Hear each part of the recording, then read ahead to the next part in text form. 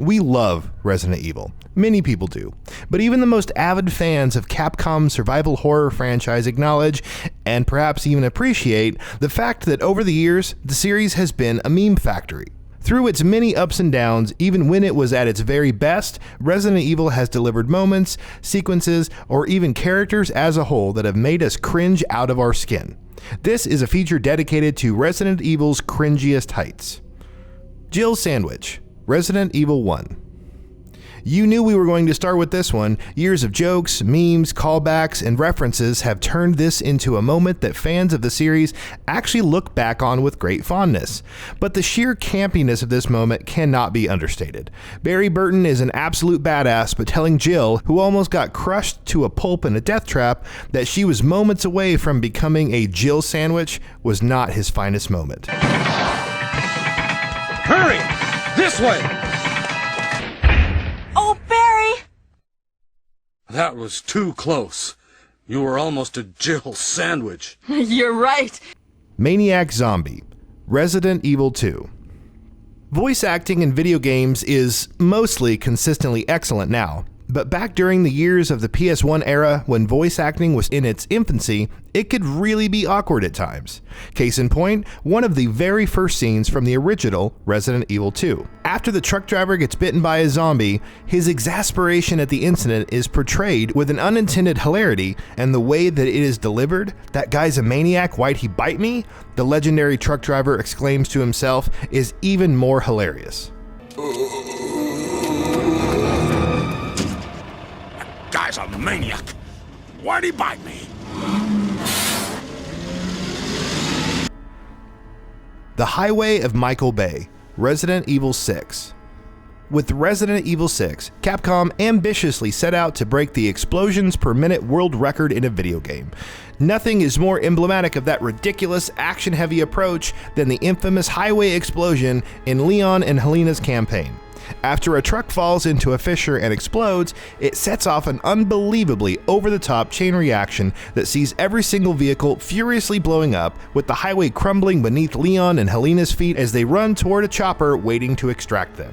The fact that the chopper then crashes into a building and yet another unnecessarily over-the-top sequence does nothing to dull this pointless scene's pain.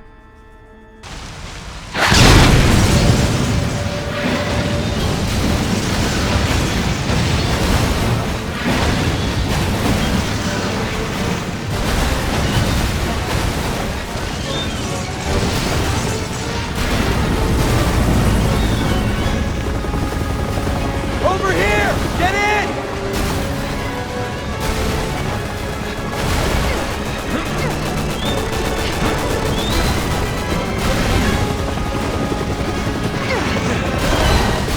Shit!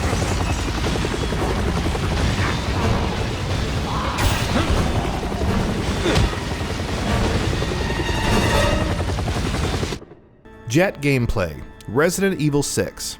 Speaking of explosions and unnecessarily action-oriented sequences that simply do not belong in a Resident Evil game, remember the part where you flew a jet into Chris's campaign in Resident Evil 6? Chris's whole campaign was a dumpster fire, and it represented everything that was wrong with that game. But this sequence takes the cake when it comes to crappiness. Not only is there no place whatsoever for an aerial combat segment in a Resident Evil game, it's also just a badly designed moment in general. It doesn't even control well.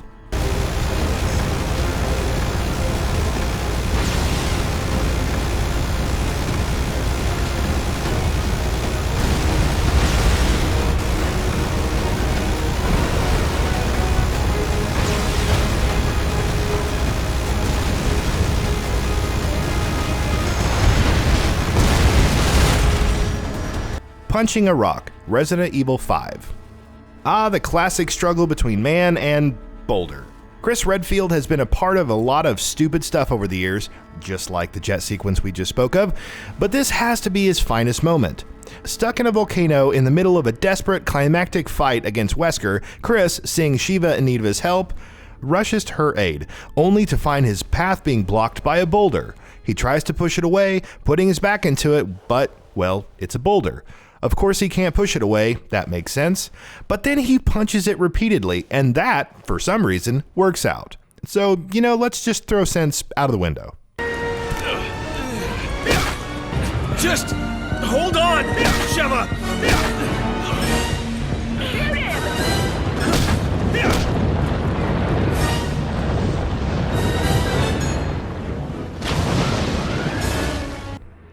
Resident Evil 1's live-action cutscenes. Resident Evil 1. Resident Evil has always embraced its campy nature right from the very first moments of the first game. Sometimes it did so even unintentionally. The live-action scenes used in the original PS1 release are a great example of that. Poorly acted, backed up by mediocre production values, and feeling just so completely out of place in the game, these scenes are a shining example of why games should stay as far away from intermittently shoving live-action scenes down your throat as possible.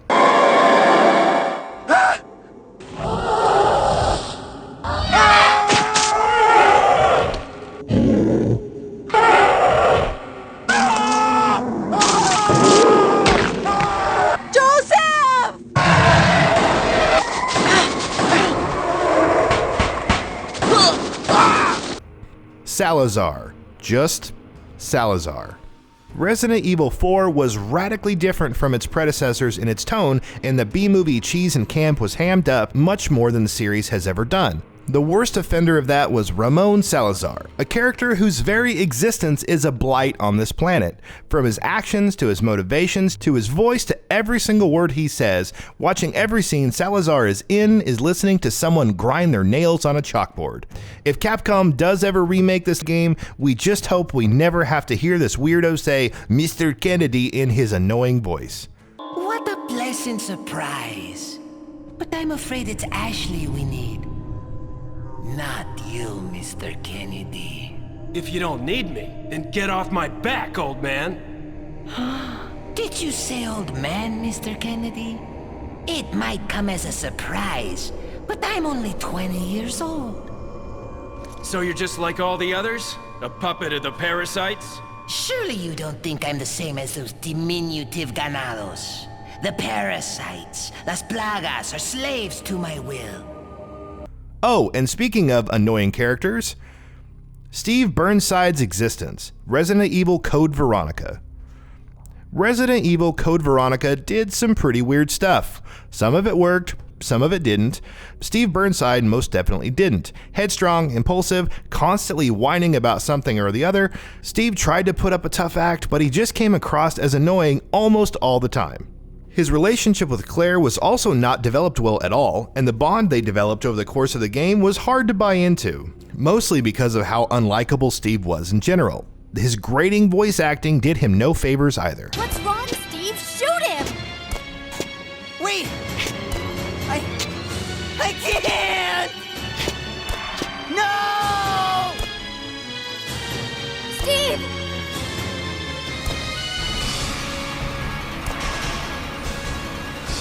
No! Ah! Father! T-Rex Simmons, Resident Evil 6. Getting back to Resident Evil 6, remember when the main villain turned into a dinosaur? No, really.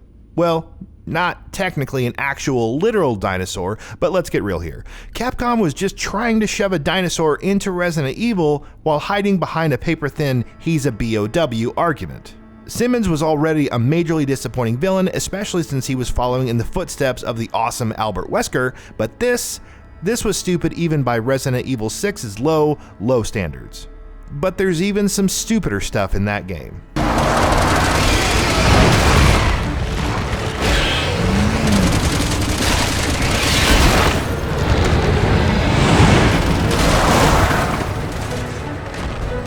Here he comes. Get ready. Ada's clone, Resident Evil 6. Yep. Exploding highways, a man turning into dinosaurs, clones. Resident Evil 6 really had it all. Now, the concept of a clone is by no means inherently bad, but the way it was contextualized in this game was just flat out dumb. Simmons cloned Ada Wong because why? Because he was obsessed with her? Okay, but why clone her? It was just so ridiculously far-flung and so out of touch with what the series' story strengths had always been, which was perfectly in keeping with the game as a whole, sadly enough. Bike sequence, Resident Evil 6. Oh, but we're not done with Resident Evil 6 just yet. This game is just a goldmine of things that never should have existed. Jake Mueller's campaign had some good ideas going for it. The Ustanok was a pretty cool villain by and large, but like every other campaign in RE6, there was a lot of really stupid stuff in there too.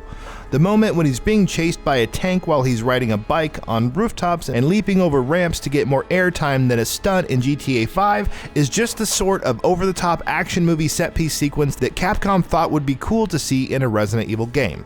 They could not have been more wrong.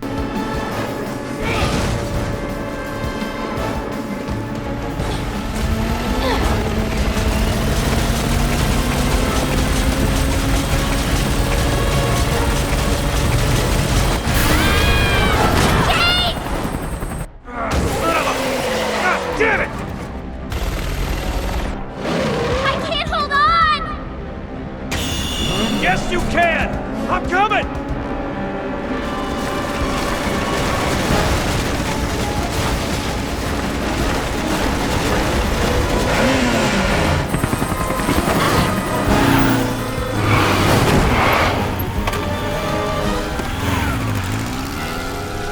Shoving Nemesis off a bridge, Resident Evil 3. You know Nemesis, right? Big hulking guy, weighs about a ton, can rip a man's head clean off with his bare hands, has tentacles coming out of him, refuses to die no matter what, carries around a rocket launcher. Yeah, that Nemesis. He was a menacing, terrifying presence in all of 1999's Resident Evil 3, but one scene in particular kind of broke the rules of reality a little bit. A scene that showed Jill shoving Nemesis off a bridge. Jill is a veteran STARS member, and she's more than capable enough to take care of herself, but how the hell is she pushing a bioweapon that outmatches her in strength and weight 10-1?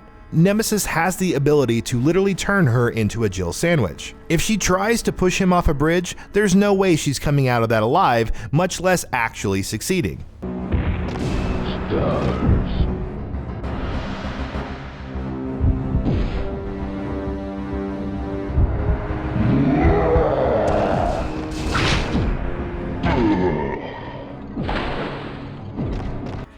It's that dog. There's a moment in Resident Evil 4 when the game goes, hey, do you remember that dog you helped out in the beginning of the game? Now, do you see that dog over there who looks exactly like that other dog? I know there have been literally 0 other dogs in this whole game up till now, but you really need to know this, so pay attention. This is the same dog. I kid you not, that dog that you helped out earlier is here to return the favor now. Am I making this clear enough for you?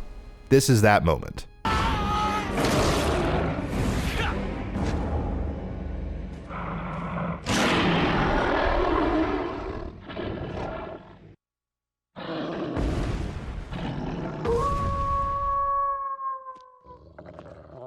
Hey, it's that dog.